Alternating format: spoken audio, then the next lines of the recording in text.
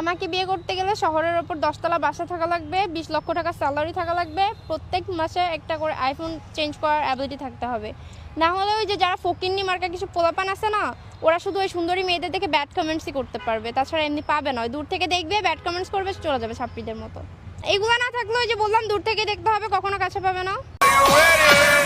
মাগি কয় কি রে, কুত্তায় মারে না বুটকি। মাইয়া অনলাইনে আইসা বলে ছেলের থাকতে হবে 10তলা বাড়ি, 2 লক্ষ টাকা স্যালারি, প্রতি মাসে একটা করে আইফোন কেনার যোগ্যতা। হোটেলের ব্যবসা শেষ, অনলাইনের ব্যবসা শুরু। লেওরা চোদা ভয়েস মারমু, ভিডিও হইব ভাইরাল, টাকা আসবে উড়াদুরা। এটাই তো আমার চাল।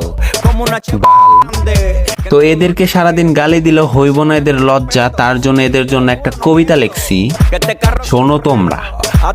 আইআইটিয়া নাই ভাড়া দিয়া, মাইয়া গেছে জঙ্গলে কুত্তারে নিয়া, কুত্তায় সহ্য করতে না পায় মায়েরা দিছে কুত্তি, কুত্তার মারা খায়া মাইয়া হয়ে গেছে পাগলি।